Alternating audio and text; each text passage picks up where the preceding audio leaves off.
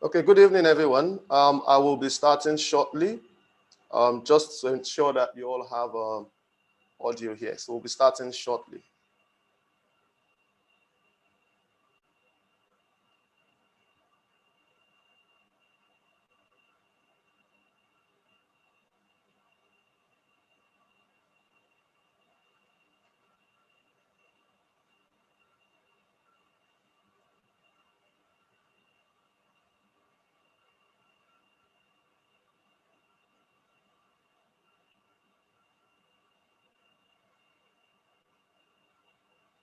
So hi, good evening, everyone.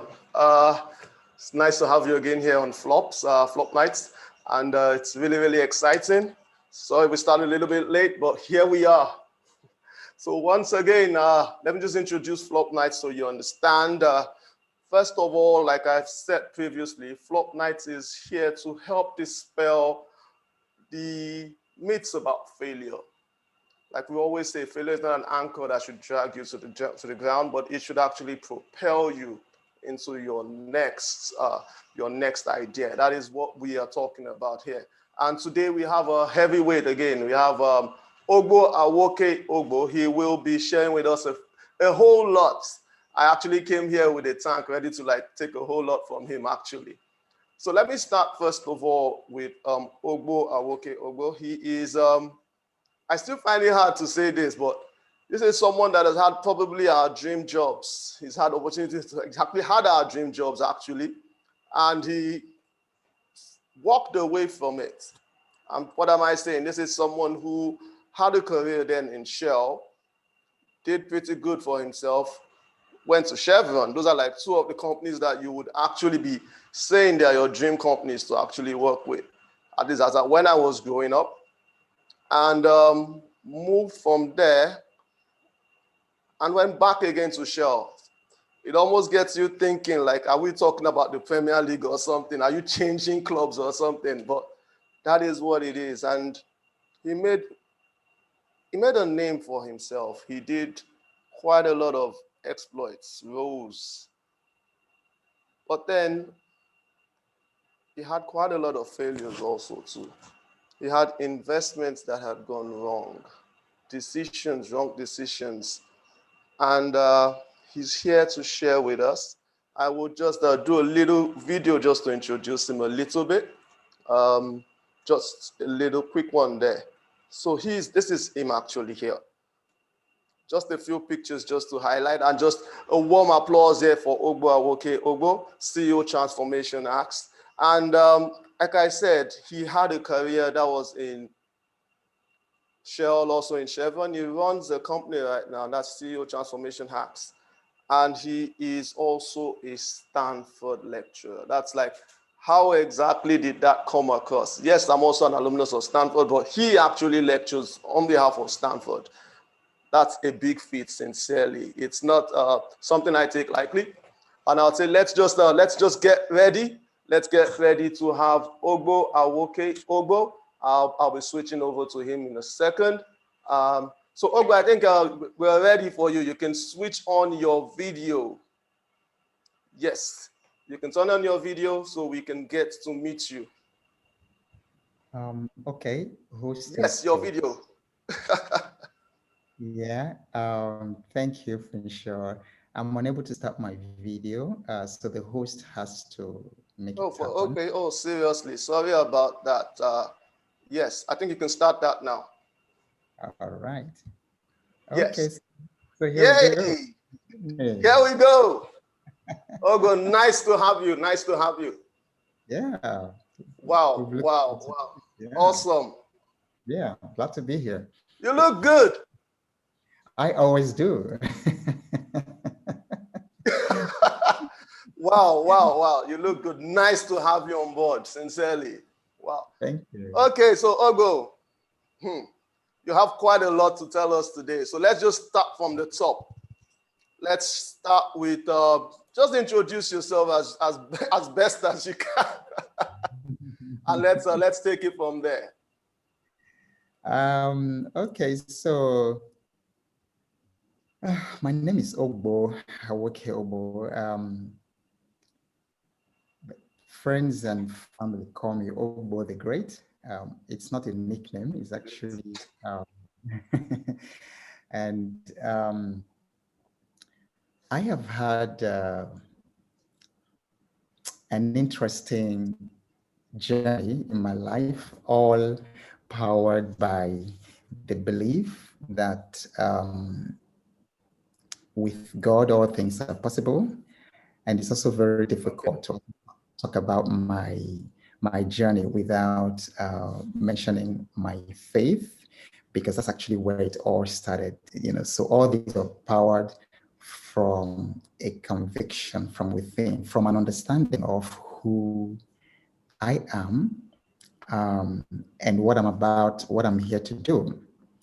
And I think the best way I want to always talk about myself is I was just having a conversation with my son about an hour ago. I do have times one-on-one with them.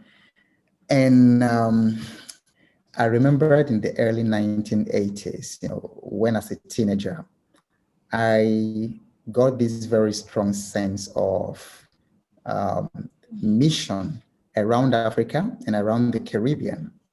And then as a young person, I started dreaming about, and I kept struggling with why Africa is the way Africa is.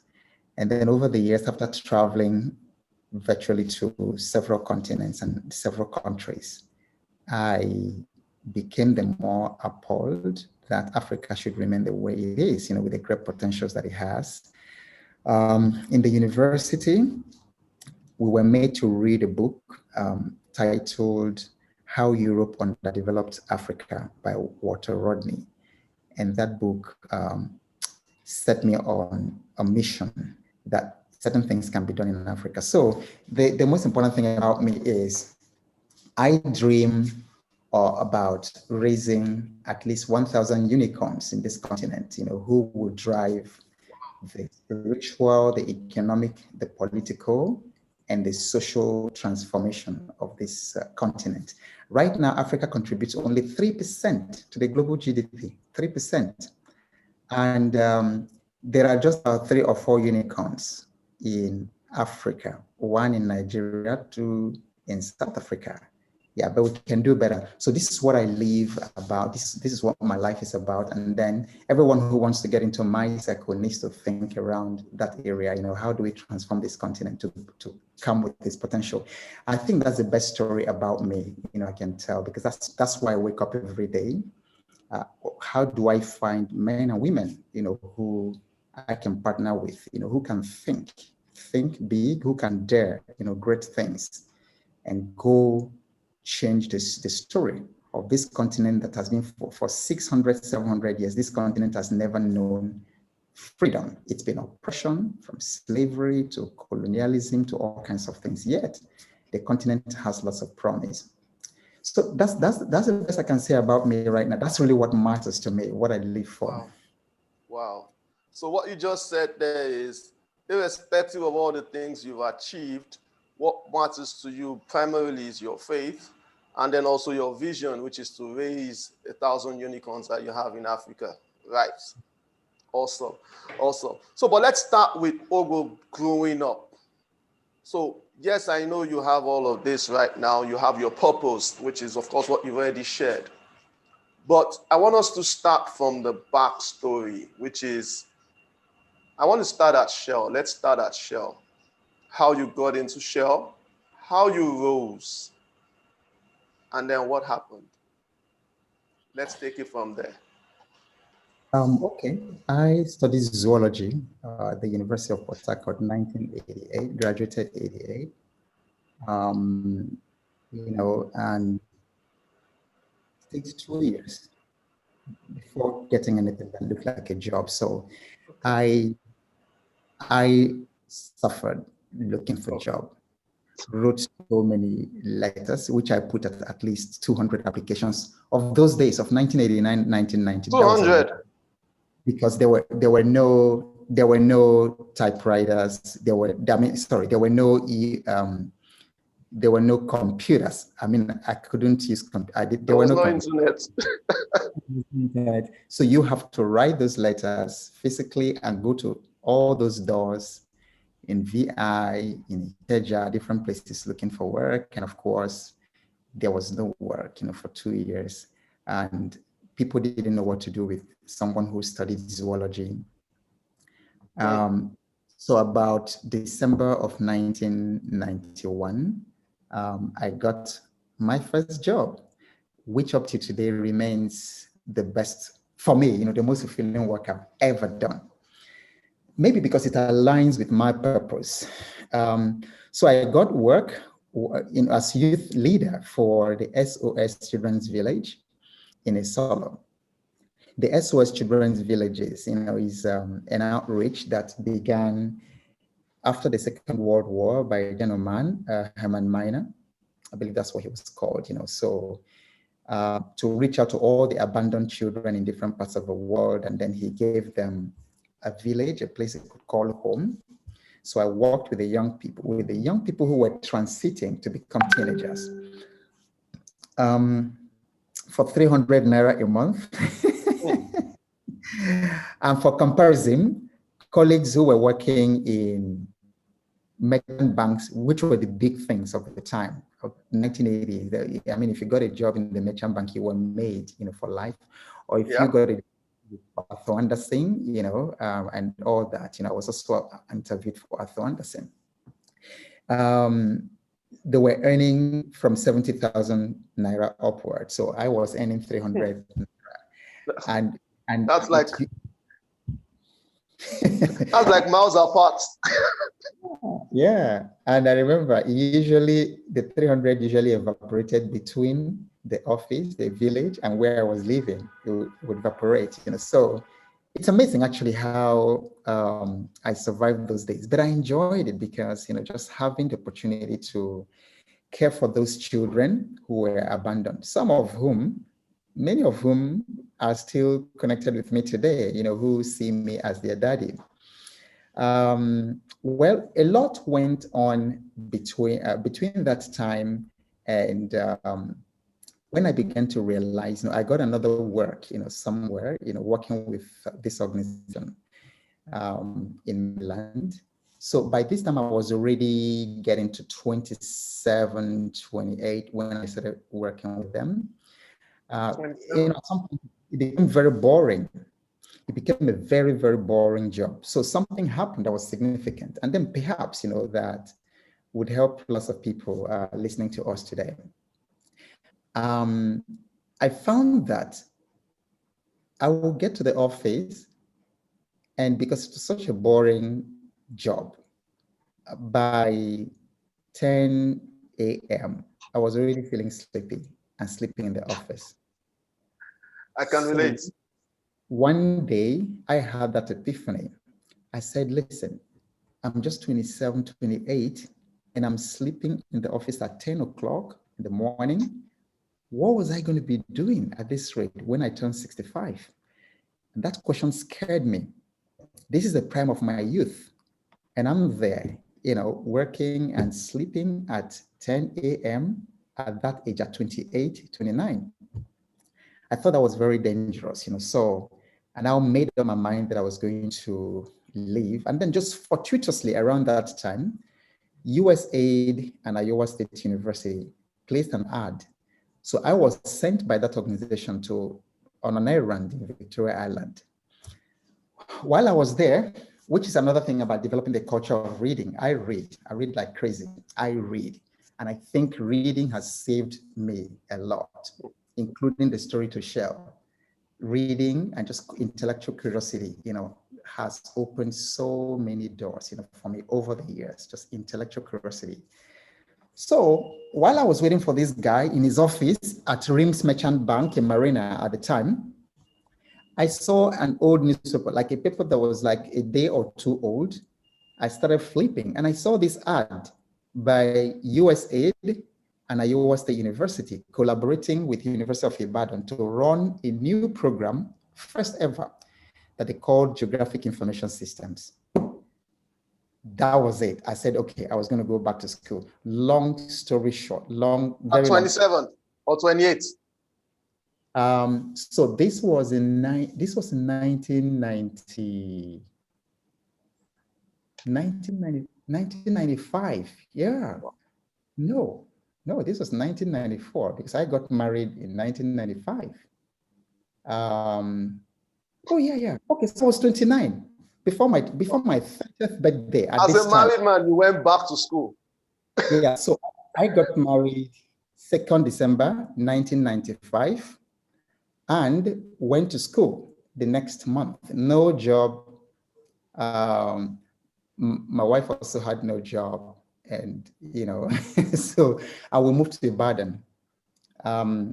So I started my postgraduate program because I knew that at that point, something intuitively told me that this new discipline called geographic information systems and remote sensing was going to be a bridge to something big. For me, I was just tired, and I knew that I needed to get to a higher level of consciousness if I was to escape that poverty that was staring me in the face. Poverty and helplessness, a sense of helplessness. I needed to do something about it. So I jumped in the dark. It was crazy. House rent had expired where we were staying. We didn't have money to move to Ibadan. I didn't have money to pay for the school fee and all that. One thing led to the other. We went through it. And at the time, it was so bad during the program that, if you remember, there was a time, if anybody had lived in Ibadan, in the 1990s, you could go we were staying in a place called Ogbo, and you could go from that Ogbo to Bodija. I think it was like 2 naira, something ridiculous like that. And then, so from University of Ibadan to where we were living, I think I could spend about 2-3 naira at the time. I didn't have that money. So on 2 occasions, I walked home from University of Ibadan because I didn't have that money. And then I arrived at that place, that Ujuri Akubo, 12 midnight. It was scary. No lights, nothing. I was only a human being on the road. I mean, that just shows the kind of sense of determination that I had. I must finish it. So, and that scared my wife really, because I remember her telling me, look, instead of coming back at this time of the night, because at that time, if you really know Ujuri Akubo, it's not like what it was today. What it is today, that was darkness all over the whole place. Darkness, animals, snakes everywhere, just ghost. 12 midnight in Ibadan, the only person walking on the road, coming back from school because I couldn't afford transport money. Anyway, so I finished that program, but before I finished, because I'm talking about the journey to Shell. So when it was time to do the thesis, I asked myself a question that changed destiny for me. That question was, okay, what was I going to do with this degree when I finished? Because I'm, just kind of tired of certificates, and I said I wasn't going to go teach, I raised zoology and all that. But so I said to myself, I was either going to work in the military. I was fascinated by the way they were using remote sensing and GIS at the Gulf War, Bush Senior's Gulf at the time. So I was very fascinated, the cruise missile and how, they would program it, using some geographic information system, remote sensing and GPS technologies. So I said I would either work in the military or I was going to work in the oil industry. Then the second question that changed everything was, okay, if I was going to work in the military or work in the oil industry, what kind of thesis should I work on? What problem should I solve, in my thesis that would be of interest to these 2 sectors? That changed everything. So I know a couple of people, students, when they are choosing their thesis, they just want to do a thesis and graduate. They just want to finish quickly and graduate and get a certificate. But I found that your thesis is really your voice of authority in the world. It's actually your authoritative voice in the world. Your thesis should actually open the door, especially for postgraduate, whatever. So you've got to be very intentional about what you work on, because what you work on is what you're going to go out and show the world. This is what I can do. And that was exactly what happened in my case. I now discovered that at the time, that 3-dimensional GIS was very, very important in the oil industry and also important in the military. And so I now did a project around three-dimensional GIS. After so much research, I was always in the serial session of the Kenneth Baker Library. I was always going to that library at IITA. Sometimes I'll be the last person that they have to push out of that place, because they had journals there, researching until I now came by, what I worked on three-dimensional GIS. And guess what? So I finished that program, my master's degree in 2000 and I beg your pardon, 1997. I was surprised. So I was like, okay, so what next? I said, okay, let's go to where the oil industry was at the time. Anyway, I mean, it's a long story. I don't know how much, what I should go on, but I can imagine. So I think let's look at it this way. So you found your way into Shell. You were doing really good at Shell. And all of a sudden you had to leave Shell. Let's just say you had to leave Shell and you had a better offer. So how good was the offer then? Because you told us you started from 300 Naira and moving from 300, what was Shell offering you as at that time? So maybe if I just tell you the emotions that happened the day that I actually got the offer. Okay. When I left the conversation in Shell, I don't know who knows Shell. I was in it was called the Topo department around that time. Mm-hmm. And so there were some back doors or something. So I came out of that place and I just looked right, looked left. Nobody was watching me. I don't. I'd never seen that kind of money all my life, and all my life put together. I'd never seen it. Wow. 1 month, so it literally wiped away the tears and all the challenges, of the previous years. But a lot of discipline went into that. A lot of discipline went into making that happen. So often people look at it, but I'm glad I'm telling the backstory. But often people just look at, okay, he got into Shell, but the discipline that went into, because the connection to the story I was actually giving you was that it was that my thesis that caught Shell's attention. That thesis is in Shell's library right now. Because when they looked, they said, how did you do this? No, the first question was, where did you do this?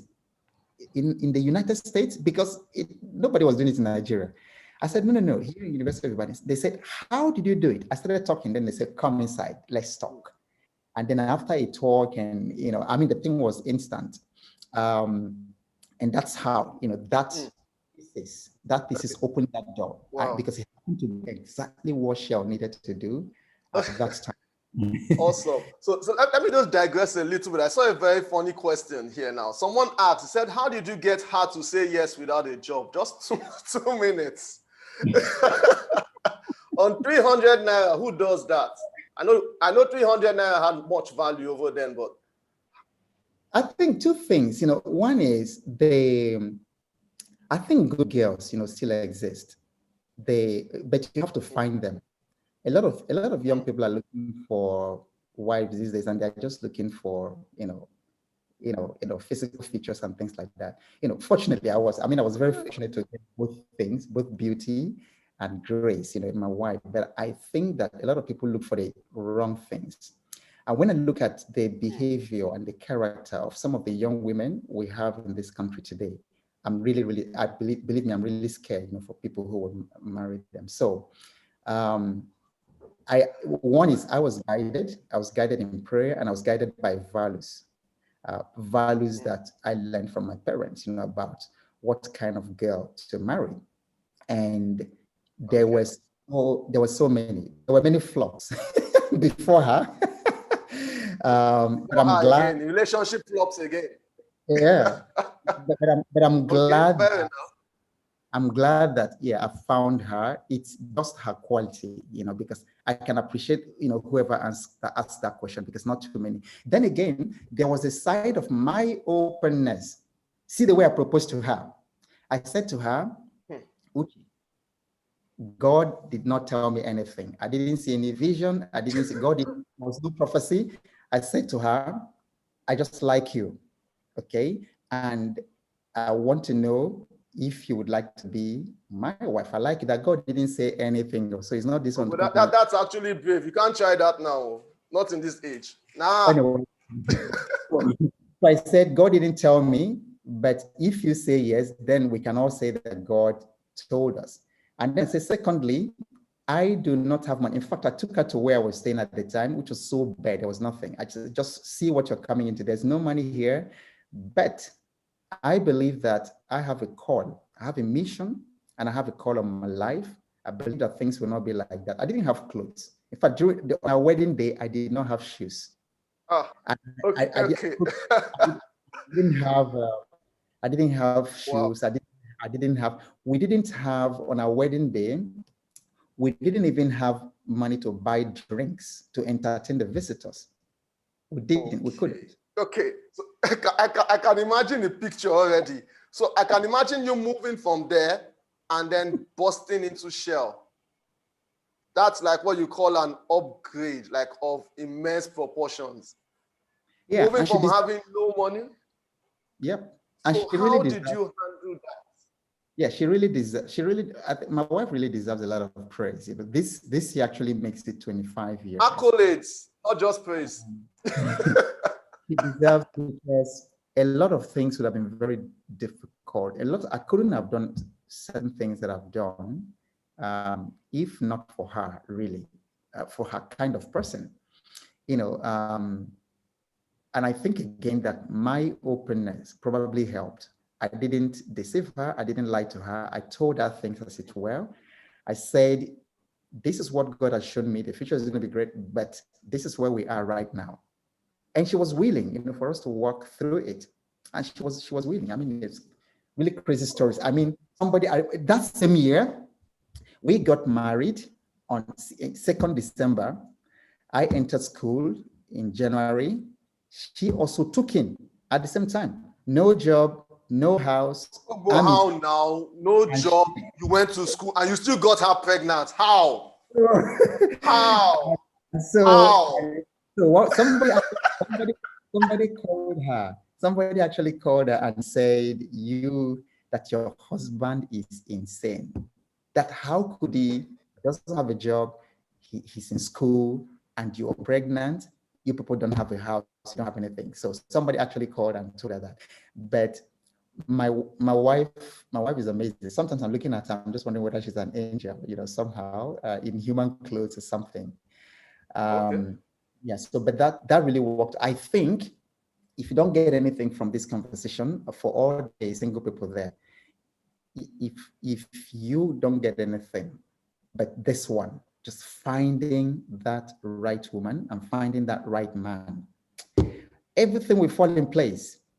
Everything will fall in place. It is important that you find the man or the woman that's meant for you. Don't just go for anything. Find those people. Because I think when we because I look at my values and I look at her values.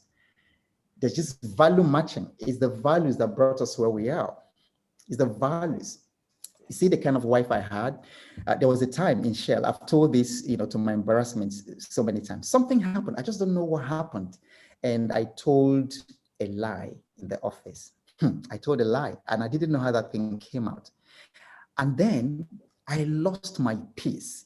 Anytime I knelt down to pray, I was like, oh my God, because some people came. What happened was some researchers came from the United States, from the Smithsonian Institution then, and they came to share because they were doing some research on chimpanzees. Okay. They were trying to document sightings of chimpanzees all around the world. And so they called me into the meeting because I was a remote sensing guy with my colleague, Mickey Brown. And then there were all these other people, very important people. And then these Smithsonian individual guys, from the US. And then we were sitting at the table having this meeting. I probably felt like Peter, James, and John in the presence of the transfiguration, just for want of something to say. So they were saying, oh, they've been looking for this thing. And I said to them, oh, that I saw chimpanzees at, I saw chimpanzees, swimming across the river in Tuan Bras or something like that. And then for sure, I didn't see chimpanzees, but it happened that I had a friend when I had gone to Honduras, on a missions program. I And met said a he saw. pastor there, who actually said that he used to see them swim Okay. across the rivers, and over there. And then I went and I said that I saw, and I didn't. It was terrible. I lost my peace immediately. So when I now Okay. went back, I was so troubled. So I now told her, I knew what I should do. And I knew I was going to do it. It was horrible because now these people trusted me. I've never told lies before. But when I said that thing, the Smithsonian guys were like, they were really, Yeah, they felt something was off. you know what she told me? She said, of course, the right thing to do. She couldn't condone it. And so I went back to the office the next day and told them, ladies and gentlemen, I'm sorry, it was a lie. I didn't see it. It was somebody else who said that. They Okay. saw. You see, so if you have this kind of woman and you're a politician, if you bring back Ghana must go from a session, a Senate session, you'll be in hell because she's going to ask you, where is this money from? Please don't bring it into this house until you explain where money is. These are the kind of values that who we are. So the key value you're saying here is transparency, honesty, right? Okay. Mm-hmm. So I'm painting the picture of a young, not too old Ogbo who basically had strong values, but was broke, took really, really great risks in terms of getting married, not having cash, putting her in the family line against what other people might have thought was the right process or the norm there. And then you finally got that job. You got that job at Shell. So I would fast track a little bit now. So I'm trying to see, there's something I've noticed with people, and that's managing success. And I'm trying to say, how did you cope with that initially? Coming from being totally broke, lots of responsibilities, a child on the line, to you actually earning good money. Because we are going to progress all the way and climax at the major flops, which are still in the future, which we know, which are still in the future from the time we're talking about. So I want to understand how was that? Were there things that you would change if you had to in terms of how you manage that situation of not having to actually having in excess or having enough? Let's not say excess. So in my case, I think the way that we have defined success in our family and the way we define success, we never really arrive. So we don't see ourselves, successful in the way the world looks at success because we still have we haven't actually started. So I think the way we define success helps in managing it. And for us, success is actually getting involved day to day on the mission, the purpose that I'm here for. And I've never arrived. I've never really had that kind of sense of, because each time I'm tempted to think, I don't even think, because when I look at the work ahead, what we have to do, and I look at, so many days here, I'm working till 5 a.m., 5:30 a.m., and I go to sleep and I'm up, sometimes still do my exercise, my daily, workout. And then by 9, I'm running meetings, sometimes run meetings to time like this, on a daily basis, and then every day, if I don't read minimum 2-3 hours, and also with a lot of writing, I feel like that day I almost feel like something bad is going to happen because I didn't read. So because I'm in a hurry, I'm not successful in the way the world defines success. So I think that helps. And then again, I have a sense of gratitude to a lot of people, and a lot of sense of gratitude, first of all, to my parents, because of the values, that because everything that I have ever experienced flow from the beliefs and values, that I got from my parents. Okay. Let me give you one very powerful one. As a young person, going back to school, to secondary school, anytime I was going, we had this metal box in those days that we use. It's not like today, young children have these nice leather bags and things like that. So I would go with a metal box because I was going from the village.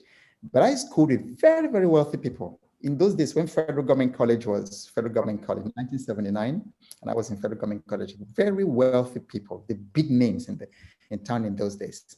And when we were going for the interview, when I passed that federal common entrance, it used to be a very big deal in those days, very big deal. In the whole of one government, it might just be one person. Like in the whole of my local government at that time, I think it was just two of us, who passed it. So we now went for the interview. My father took me to the gate and pushed me in, say, I'm not going to give anybody any cover. So this is your future. So you go there. Whatever so whatever happens there is your business. So you better make sure that you pass, because I'm not going to see anybody at the back door. I'm not going to end it. And so my father just sat outside, sat in one tree, just pushed me there. Didn't talk to anybody, young boy. Then eventually, when I start going to school, my mother will now pack my Gary, St. Louis sugar, and then Oxford biscuit and all those things. And she will say to me, my son, when you go to school, you're going to see many people who have delicious things that come from different places, things that you don't have. She said, don't envy them. Don't have, we say long throat or something, long throat for those things. He said, whatever you don't have today, if you work very hard, you are going to get it. So imagine an 11, 12, 13, 14-year-old hearing this over and over again. So there's a sense of gratitude, to the values. There's a sense of gratitude to God. There's a sense of gratitude to so many people, that such a sense of gratitude that you just know that, there's nothing to start misbehaving. Okay. So, Ogbo, that's nice. So we've touched your family. We've touched giving a backstory so we can at least understand your character as a person.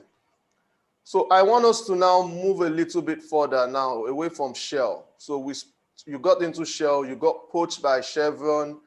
It means you were a hot cake. You were good at what you were doing.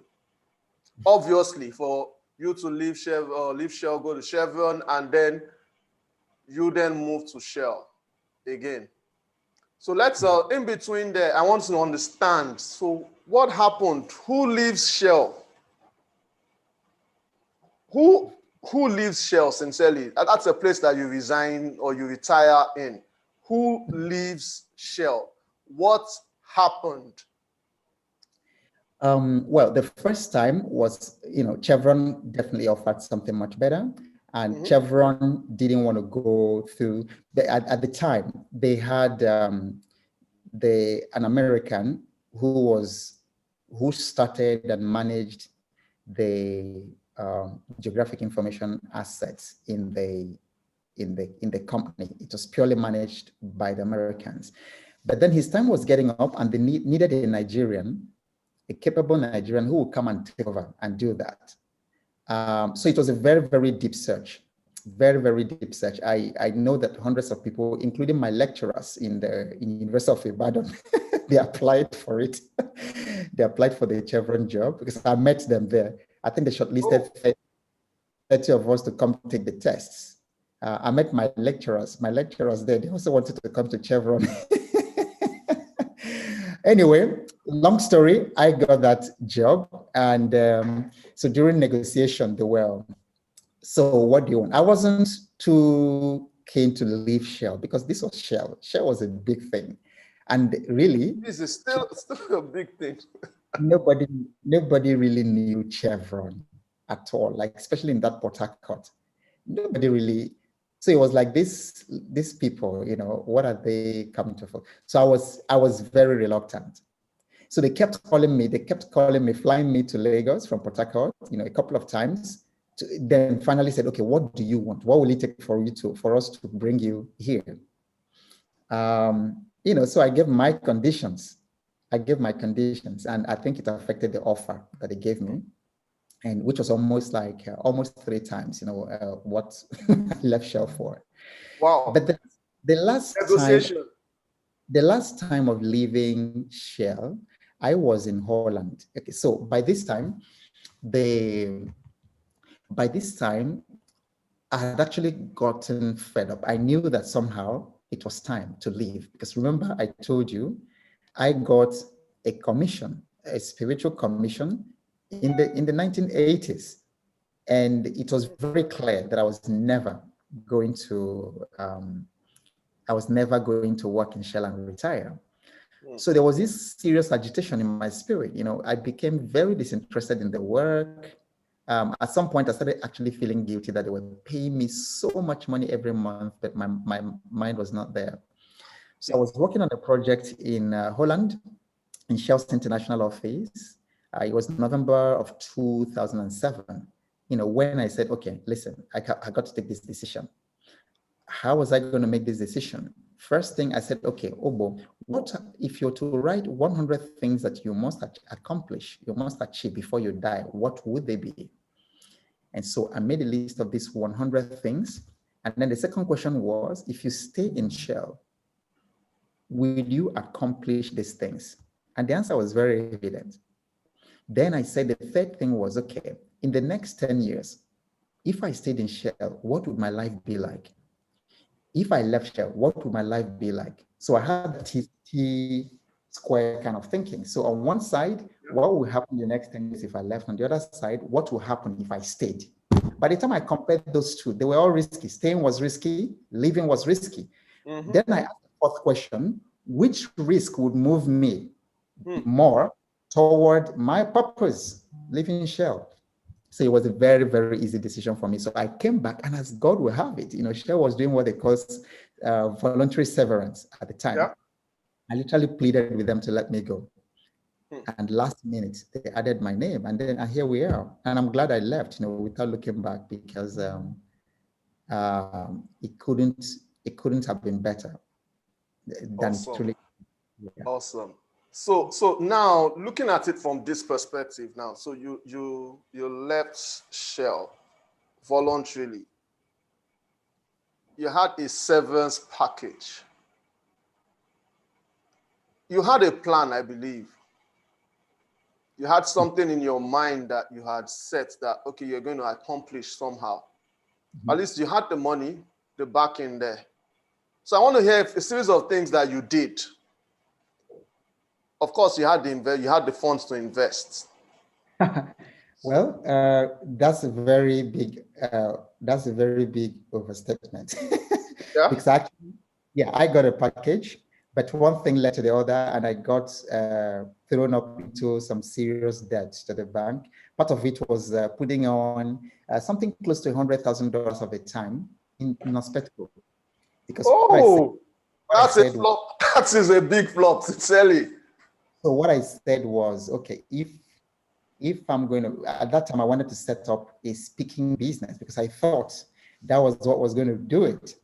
And I said, all right, it's going to take at least 2 years or 3 years to, for me to stabilize in the business. And I said, okay, what could be bringing in some income to deal with school fees, deal with rent and things like that, so that I could focus on the business. So Nospetco presented.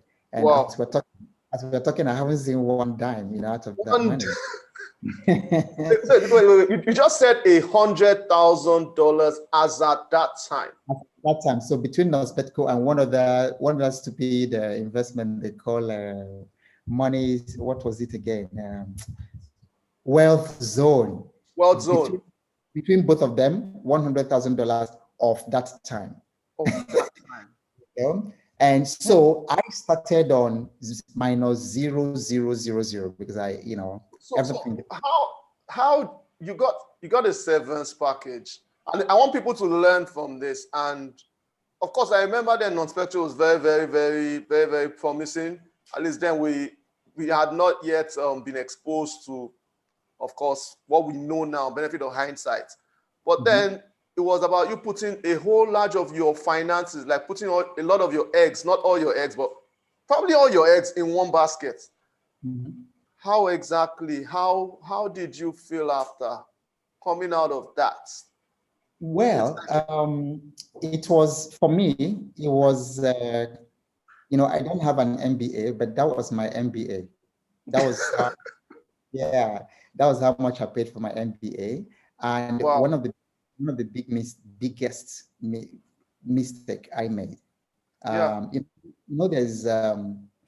There's the biggest problem that Yep. entrepreneurs and business owners have is cognitive biases Mm. and blind spots. This is why coaching is just so critical. You don't see your own blind spots as a True. business owner. And I tell my clients, if you run a business, because that's exactly what I do myself. I've hardly been without a coach, even as I'm talking to you. Last week, I paid a coach 2.1 million naira.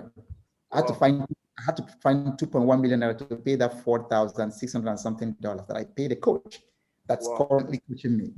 I've never been. Before that time, there was another one, Jennifer, that had paid $4,000. I always have a coach because so I tell my clients and people who get into business, your first $100,000 to $150,000 in revenue, and not many companies in Nigeria, because they know make that kind of income. But that first $100,000 to $150,000 is not for you to. It's for education and coaching. Put that money there. That's what's going to take you out of that level. Because each of the times, like, okay, I traveled to the US, the other time before this craziness, for a mastermind. So in all, I probably spent about $12,000, $13,000, fares, what I paid for the 3-day mastermind session and things like that, which was $5,000 and all that. So around $12,000, $13,000 in investment. But in one deal, from the things I learned from that investment in coaching, I made it back. The biggest problem is that many small business owners are not investing, especially in this part of the world. They are not paying for coaching. And that's what's killing them, because that's what made me make that kind of decision. I didn't see the blind spots, and I had cognitive biases. That's the biggest problem of entrepreneurs, of leaders.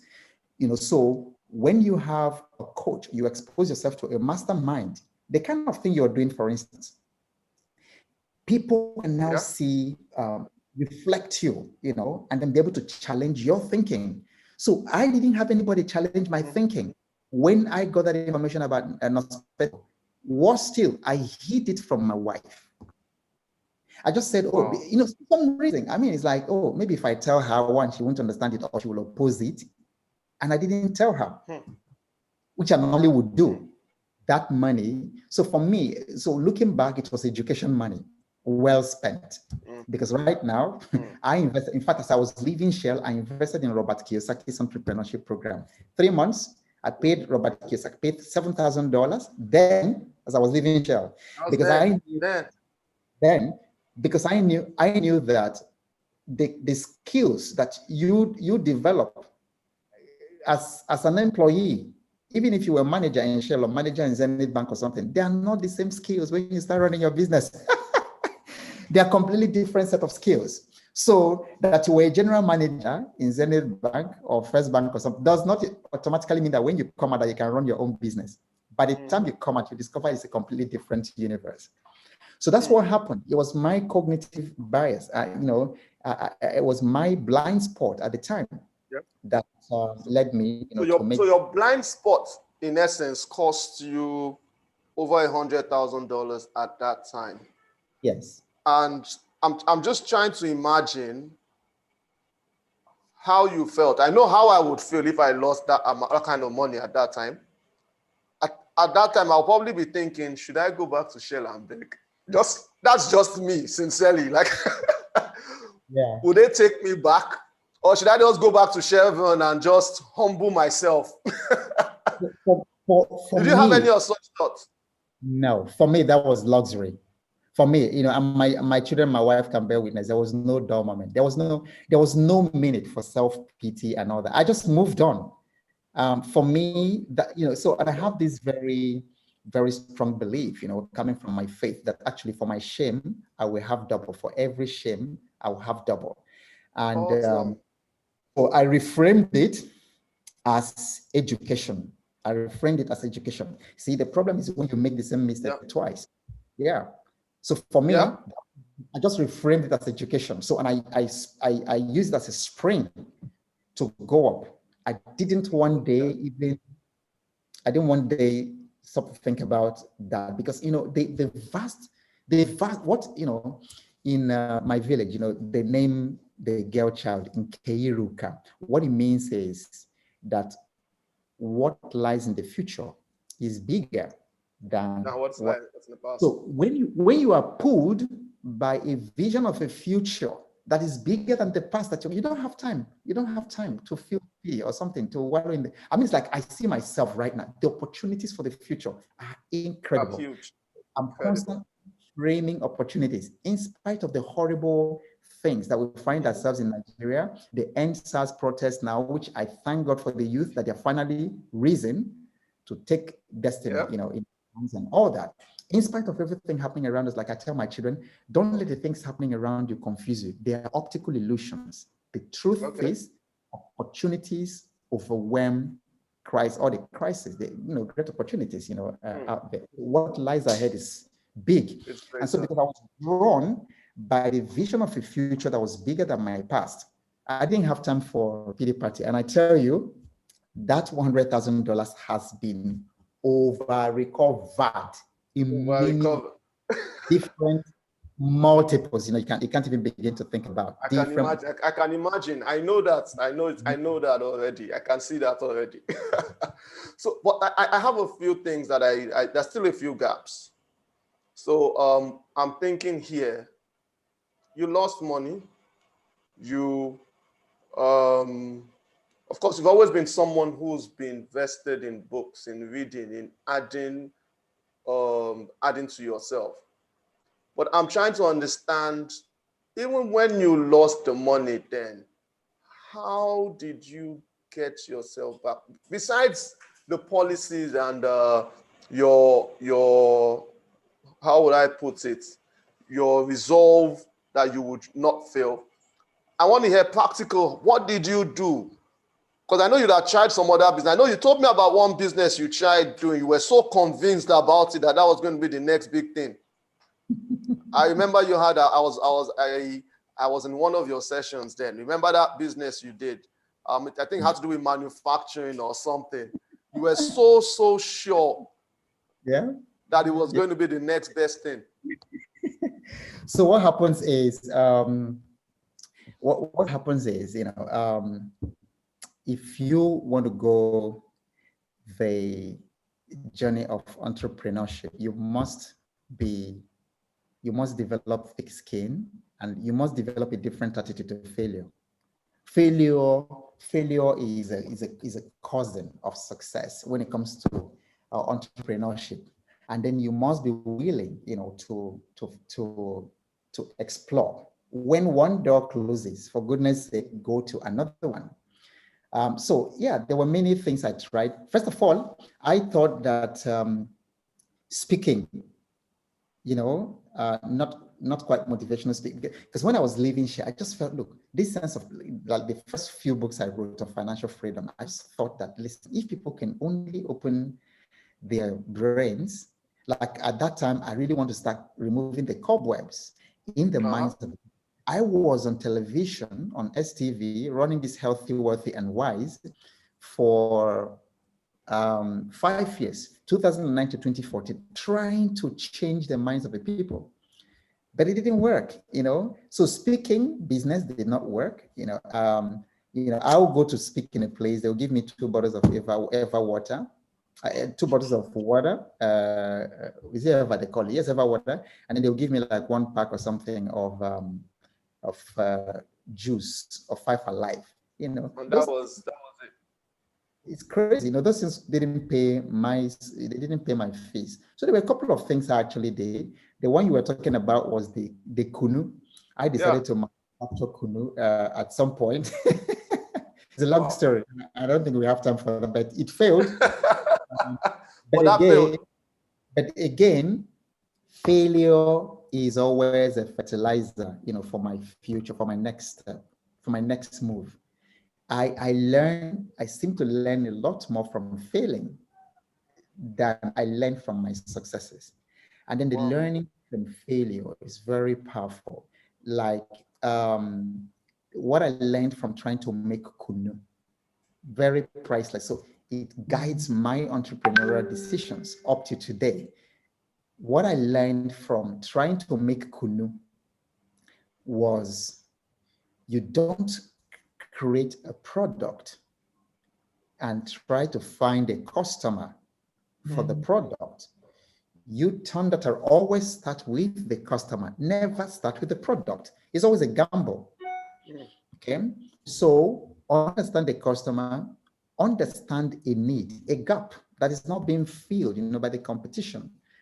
Find an uncontested market where you can actually become a category king. That's the kind of businesses you should look for. So the other day, like 2 years ago or something, a gentleman called me from America, and I get so many of such calls, because a lot of people from around the world, read me on LinkedIn. So many of them, I get it almost every week. Somebody wants to come into Nigeria or West Africa. They're asking me if I could help them. So this guy calls and he said he has some sanitary product for women, fantastic product, he's going to make us millions of dollars and blah blah blah and things like that. He said it's for women, they've tested it, this and that and that. He wants to bring it to women in Nigeria. Nigeria has population, blah blah blah. So I asked him one simple question. I said, my friend, have you tested this with the women? What do the women say themselves? Have the women in Nigeria used it? He said, no, they haven't used it, but I'm sure they will like it. I said, okay, count me out of it. Then a few months after that, he now came in CBD oil, hemp, is it hemp? CBD, is that what they call it? Yeah. This cannabis oil, that this is fantastic. He does this, he heals every pain, he does that, cures cancer, blah, blah, blah. He wants to bring it. He has the best one in America, wants to bring it here. I say, who wants it? Who is asking? So my own lesson, others can do differently, but I don't start from the product. I always start from the customer and the problem that the customer is trying to solve. Whenever I do that, I never fail. And that's actually what I do today, follows that same model. It's a business model. It's a customer, it's a pain, a problem he's trying to solve. Then I create the solution and the transformation, and then I focus on making that customer succeed. Because when they succeed, then they become my automatic reference, and I retain them. So I have some clients, business clients who have been working with me over the years. They are repeat clients and things like that because of that model. So you're saying, the major thing here is, so with you, all the failures you had there, of course, losing money, all of that, it brought you to a point where you truly understood how to approach issues or how to approach the market. Mm-hmm. I've had situations where I've spoken with people and they had ideas. They had ideas that they believed at some points were ahead of the market, mm-hmm, or ahead of the times. But from what you've already explained here, it's always nice, first of all, to focus on the customer. Always focus on the need that is there at that particular time. Mm-hmm. Focusing on the need would help minimize the probability of you having flops in this particular case. Mm-hmm. That's basically you getting the assumptions right. It is you not putting, because from what you've already said, there are a lot of people who had situations where they put the cart before the horse. You're always thinking, okay, you know what? And that's what I tell people sometimes. It's about, do not think about how much do I want to just make out of this sometimes. It's about how much value am I going to be able to add? Because money is an exchange for value at the end of the day. Focus on the value that you're doing. Focus on, because where exactly would you even see that value? There has to be a pain point. It has to be solving a need for there to actually be value. So I think I really resonate with what you're saying at that particular, at that point there. So trying all those businesses, and then how did you end up with Stanford? Stanford runs an institute that they call SEED, Yeah. Stanford. So is an outreach that they have for, they have Stanford City in India, they have in East Africa, and they have in West Africa, right now. And then the vision of Stanford is to reach out to these emerging economies with the Stanford touch. Stanford is the brain box, behind the Silicon Valley and the many Yeah. things, that many successful businesses in the world. So they want to bring this to emerging economies in Africa, in Asia, and different places like that. So one way they have decided to do that is to identify businesses that have the potential to scale. So they would help these businesses and the business owners to grow their businesses, to scale the businesses, so that these businesses can lead their region to prosperity. So the vision of Stanford is to end the cycle of global poverty, and they want to do this using these entrepreneurs.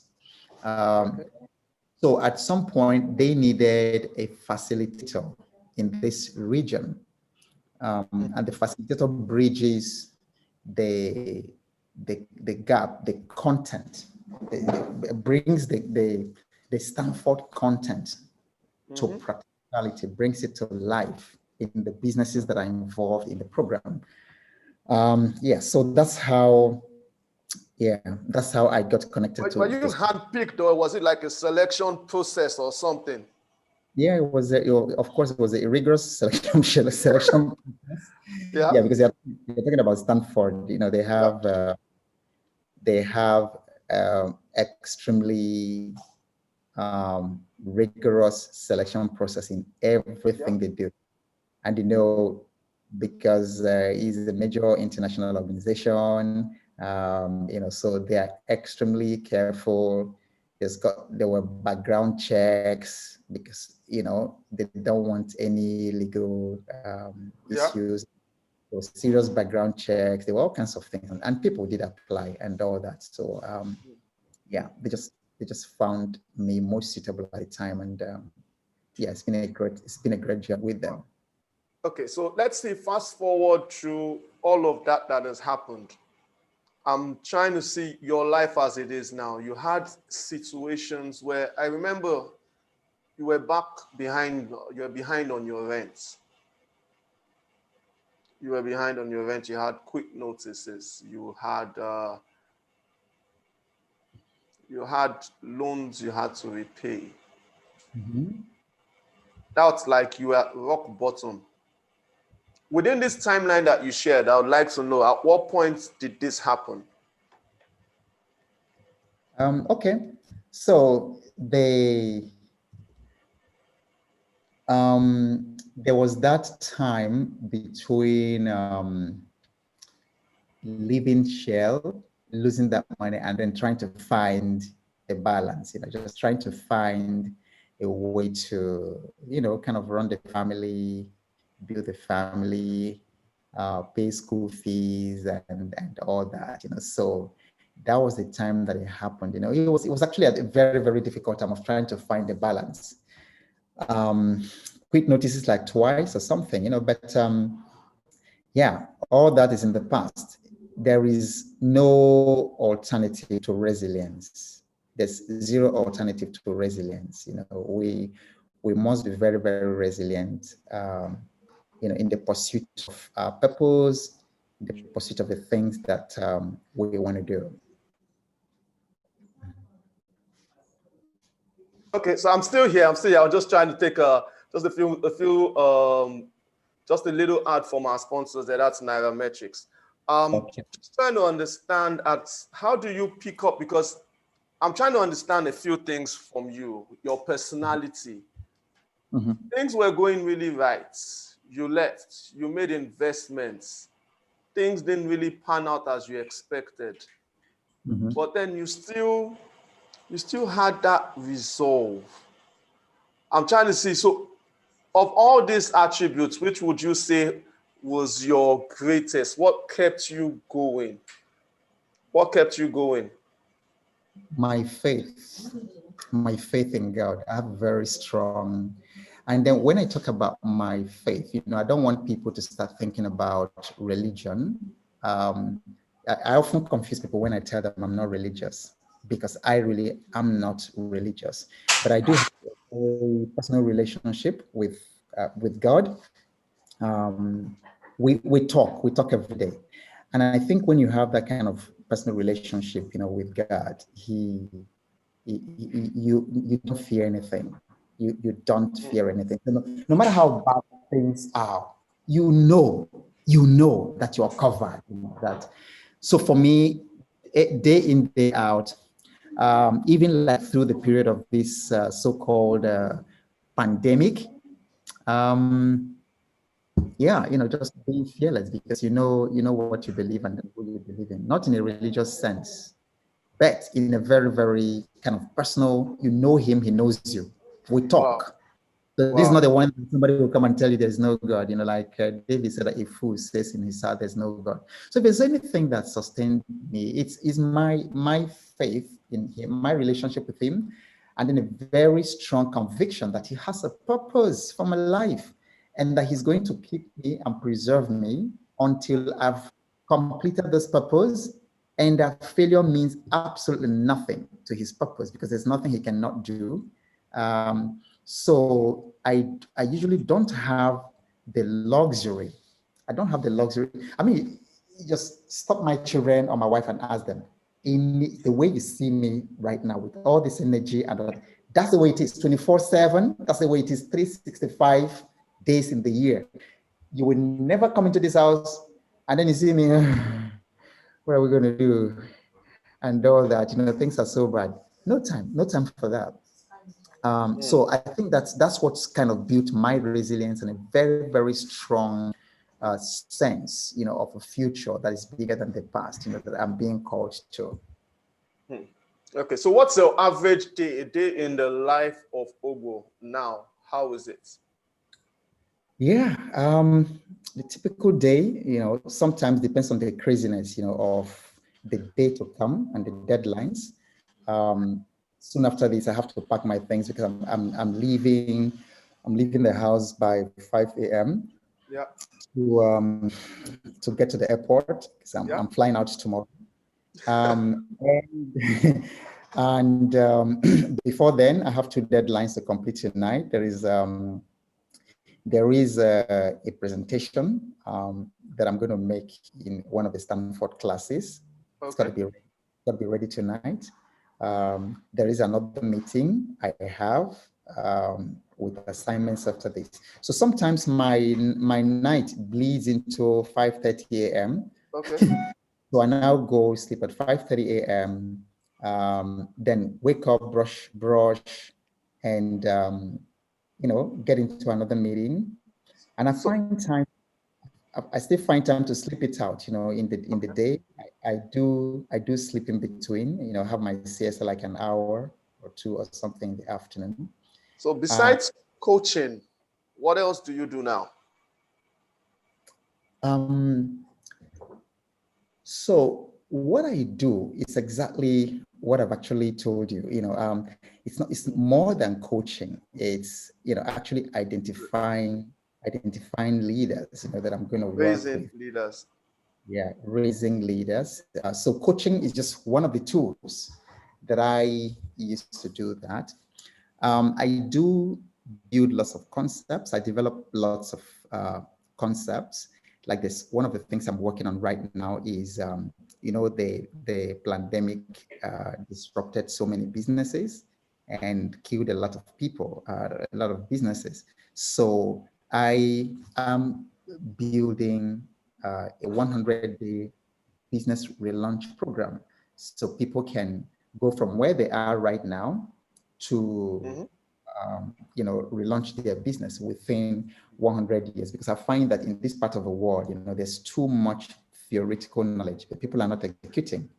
So I'm focusing, I spend a lot of my time building execution tools. How do businesses take the best business school concepts, those things that they've learned, how do they bring it down to their businesses and execute on them and get results?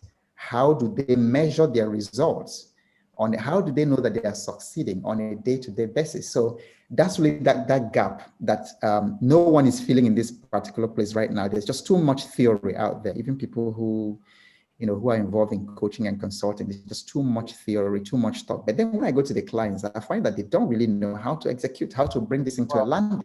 Wow. So for instance, you should segment your market or create personas, but people don't know how to do it and how to use it to grow their business. So they have this head knowledge of the concept, segmenting my market, calculating market size, doing a go-to-market campaign, but they have no idea.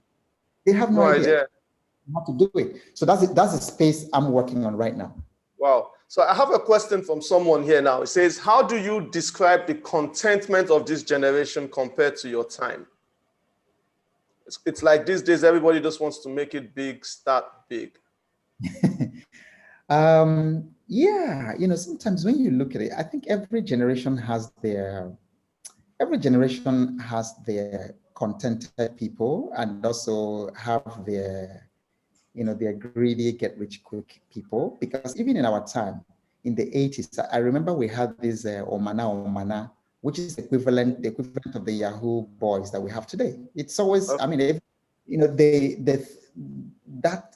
kind of behavior is there, with people. It just manifests differently. So it seems to be more in this age because, of course, there's the explosion of information technology, internet and things like that, social media. Yeah, but I think it's a very good question, because what that question says is, people really need to know how to practice, delayed gratification. People need to rework their work ethic, because today people are just so, because they want to hammer by all means. So by all means today, but it doesn't work that way. So when you look at, which is why it's important you're doing what you're doing, because people unfortunately don't have role models in the society that they look up to. Is the politicians, the ones we know who don't have that kind of work ethic to create the kind of value that some of us are creating, that they are looking at. So a good question. So I would say in my generation, I think there were good people, contented, but there were also people who wanted to do it very quickly. And there were also programs, but it seems to be more because we have access to technology.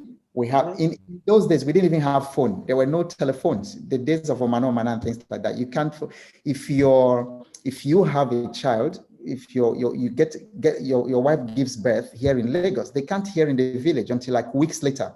Wow. But right now, right in the maternity ward, you can actually video everything and watch it live.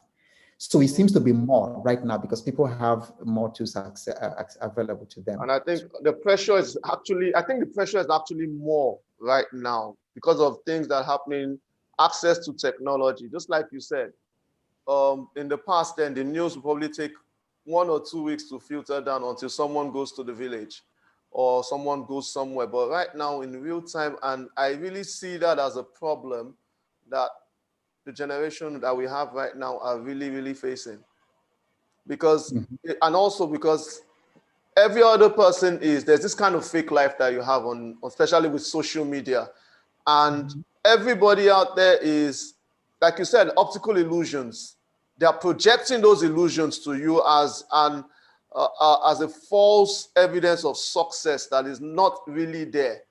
And I believe that's something that's putting a whole lot of pressure on people at the moment. That pressure, I would say, growing up in this time, I wouldn't want to be growing up like in secondary and universities in this time, because it's so much pressure that is there, especially peer pressure. There's so much, and because of the definition, which is the wrong definition of success, like you said, that has been placed and the values that people actually have held in high esteem.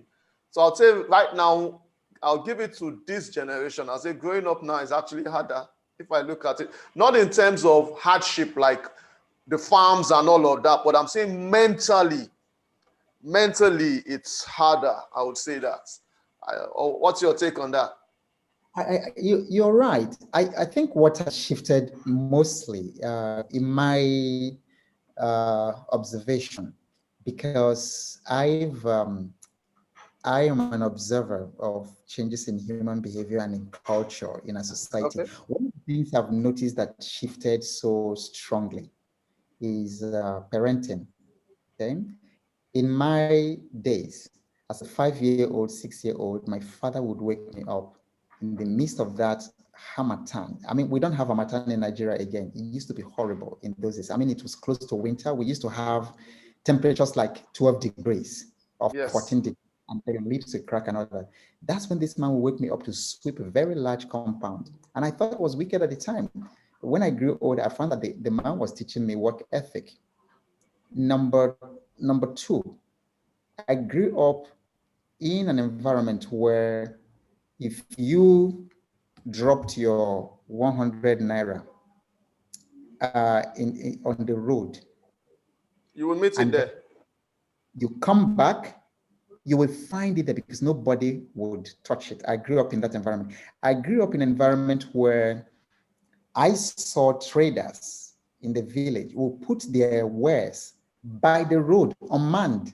There will be nobody there. So you have the sweet, you have the groundnut, you have slippers, you have all kinds of things, They will put it there. I saw with my eyes, and that's how I grew up. People would come there, pick up whatever they wanted, drop the money on the table for that person. Nobody was there to see anything. And you will go to that place in the evening, come back from the farm, you will meet your remaining work, and then you will meet your money there. I saw people, when they come to buy something and they needed change, they will count their change from the table right there and go. That's but the values have changed. I grew up in a society where if you brought back, in those days it was motorcycles. There was this motorcycle called CD185. It was an epitome of wealth, in those days in our village. If you drove one of those back, your father would call you. So that would be an equivalent of bringing a new car, like a Mercedes or Rolls Royce today to the village. You see this thing the boys do today, they take new cars home and then they're hailing them. If you tried it, when I was growing up in the 70s and I still saw it in the 80s in my village, your father would call you, call everybody, call the elders of the clan, put you in the middle and say, please come on, before you bring that motorcycle inside this compound, explain to us how you got the money to do this and give us witnesses. So if you say, okay, I have shops in Kano, I have whatever, you have to bring somebody who will say, so it's when you have satisfactorily proven that, they will now start rejoicing.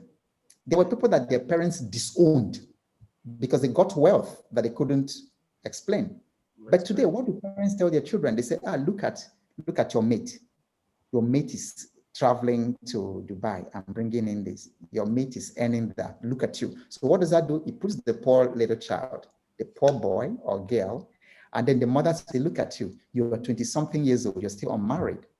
You are something. You are still not married. Go and So that's find. part of the pressure that is also being put on them. So can we say that pressure is also part of the things that is propelling them to go down that line? Apparently, and so it's important, for people to, it's important for people to be intentional about the values that they want to espouse, because you don't have to bow to pressure. You've got to know who you are, what you are about, what you're here for, and then values. I can't emphasize that enough. Just know your values, and you don't have to push you to do what you don't have to do. Wow. I think Ogbo, you've told us quite a whole lot today, and I'm just still trying to understand. A lot of times I try to look at it and say, where did we get it wrong? In terms of values, in terms of Yeah, in terms of values, majorly, because I look back and I'm like, there are issues that we've dealt with. A lot of the things you said there, the ways you dealt with them, I'm very, very sure they are not probably the same ways others who fall into those same pitfalls right now will deal with them. And I still see that this root here is clearly somewhere in the values that we have, how we see life, and what we make out of life. Let's basically, there's a whole long way that we need to go.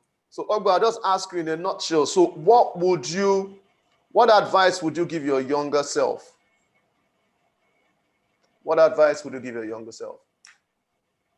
Yep. If you could look back at Ogbo back then, and what advice would you give your younger self? What would you do differently?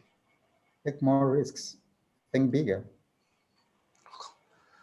Wait, sorry. Can you come again, please, Ogbo? What would you say? Take more risks? Think bigger. Yeah. Take more risks. Explore. Think bigger. The world is much bigger than, Ogbo, you were really daring. You went, you proposed no job. You were earning 300. You got married. You put her in the family line. You didn't have a job. And you say you still take more risks. What are you looking for again? Ogbo, seriously. What else? Yeah, take more risks. Take more risks, yeah, because there's a lot more. There's always a lot more. There's always a lot. Whatever you think you have done, there's always like 8,000 times more. Could write books, could start more companies, because I look at the people who started businesses as teenagers, and I look at that today, and it's like, why couldn't I have done that as well? Myself. Explore more, take more risks, think bigger. So I look at it, and especially with the whole COVID-19 pandemic and us living in the wake of COVID-19, we have never in the history of, at least I would say, of Nigeria here had more entrepreneurs than we have now. Because of course, a lot of people have lost jobs, different things in different ways. And right now, we know right now they're trying to venture into something.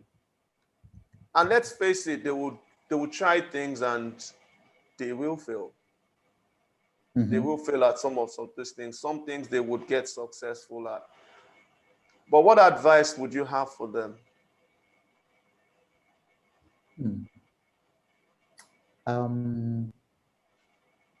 I think that, like I mentioned before, perhaps, to be a bit more practical, I think connecting to people that can, because often when people are in the, like we say, when you are in the frame, it's difficult to see. When you are the one in the frame, it's difficult to see the picture. So I think what people need around this time, much more than anything, because people have been so conditioned, by the fear and by all the propaganda around this whole thing, that, fear literally shuts them down. When your battery runs down, you need to plug it, you need to charge it, you need to stay around people, who can help you, to see a future that is bigger than the one that you're seeing right now, because that's what's going to propel you into it. So if there's anything that's so important at this time, is for people to make sure that they are keeping their mental hygiene. It's so important. It's so important, the kind of thoughts you're processing, what you're listening to. Some months ago, for those of you who follow me on LinkedIn, I banned the use of, I told people, keep away from television, keep away from CNN. That's the worst thing you need in your life right now, TV. And in my house, there's no TV. Wow. Never had, except that one TV that we bought in 1999. and I don't know what it is. The only time it came out was when I was on television. You know, I would put it in the sitting room so that my children could see me when I was. But after that, in 2014, I can't tell you where it is, and it's that tubed, you know, TV. Kill it, because all these CNN things. I mean, there's nothing I need to learn or to know about what's going on in the world that I can't find, you know, anywhere else. And then selective information. But Awesome. the one thing for someone who is facing depression to, you know, is to listen to more CNN and listen to more news, all the negative news coming there. So first of all, clean up the stream, what you're letting into your head. Read, associate with people who can help you to see a bigger vision of the future than, you know, the one you're seeing. That's really very important, because as a man thinks, so is he. You're going to go in the direction of your dominant thoughts and the things you're processing, you know, in your mind and meditating on most of the time. That's going to dominate you. But for me, you know, and the last word I want to leave with everyone here is that, listen, this is the best time to be alive. Start framing your thoughts that way, because it is. I'm glad I wasn't born in the 12th century or 17th century or 10th century. This is the best time to be alive. And so you just need to wake up, you know, to all this. It's just incredible. So, you know, so all these dark cover and dark clouds, it's actually clouding the opportunities, you know, almost everything you turn your eyes into right now. But it's good to have the kind of lens that can see these opportunities. Otherwise, everywhere you look will just be so depressing. And then the more you keep all this negative news and all that, the more, you know, people get depressed, and then you shut down, you know, from progressive thinking. Wow. Thank you very much, Ogbo. Thank you very much. It's been wonderful you as in sharing with us, and we've learned a whole lot. Definitely, I've learned a whole lot. I've seen another perspective to values, sincerely. I would say thank you very much. It was very, very hard having to actually lock down Mr. Ogbo for this session. It was really, really hard. I'll say thank you very much. Thank you very much. So for everybody out there, first of all, just like he has said, your values are very, very important. You need to understand, what exactly are my core values? What do I hold in high esteem? Your values will determine and would actually showcase who exactly you are. In the times of adversities, in the times of flops, for instance, it's your values that will determine your response, how you perceive things. And it's those same values that would either drown you or will propel you. It depends on what kind of values you carry. That's very, very, very, very important. And like he said also, perspective is also very, very key. You cannot overemphasize this. Something happens, you stumble, you lost money, $100,000. Is that the end of the world? Rather than jump into a lagoon, you could probably think about it and say, you know what lessons can I learn from this? Because you only fail when you give up, first of all, but also you always need to understand that there's a lesson to be learned. There's a lesson to be learned from every single thing that happens. Take those lessons, learn from them, push on, don't give up. Success is always just around the corner, just around the bend. And then you have to understand again, it is Flawp Nights. Next 2 weeks again, we'll be bringing someone up, another heavyweight that will be sharing, of course, stories of failure from Devland always. We need to see a few things from us. We as a product company, we focus on this. We focus on things around your pain points, around helping your business grow. So are you an entrepreneur? Are you struggling in business? Are you trying to make sense of that idea? We've been there before. We're saying, let's help you make sense of your idea. Let's help you fix those numbers that are not making sense. That's what we do. We understand business. This is what we do for different people everywhere. And that's why we have flops here. The more we learn, the more we grow. So we know the flops, we know the big downsides there in business. Give us a call. Follow us on Facebook, follow us on Instagram, follow us on LinkedIn also. and then let's get your business sorted out. So we'll just take a quick one here from our sponsors here. That's basically Nairametrics and media sponsors. And this is really, really, really awesome. They're really doing quite a whole lot. And yes, so you're looking for your financial news, corporate stories, definitely business news. You have to just go straight to Nairametrics, nairametrics.com. Stay on point, stay up to date, learn, follow the money. Yes, you need to follow the money. Nairametrics.com. Thank you very much, everybody. It's been awesome having you around. We'll just have to close this at this point. Thank you very much. I can see people there. Thank you. And see you again 2 weeks from now, same time. Ogbo, thank you very much. And have a lovely, lovely, lovely week still. Stay safe. Take care.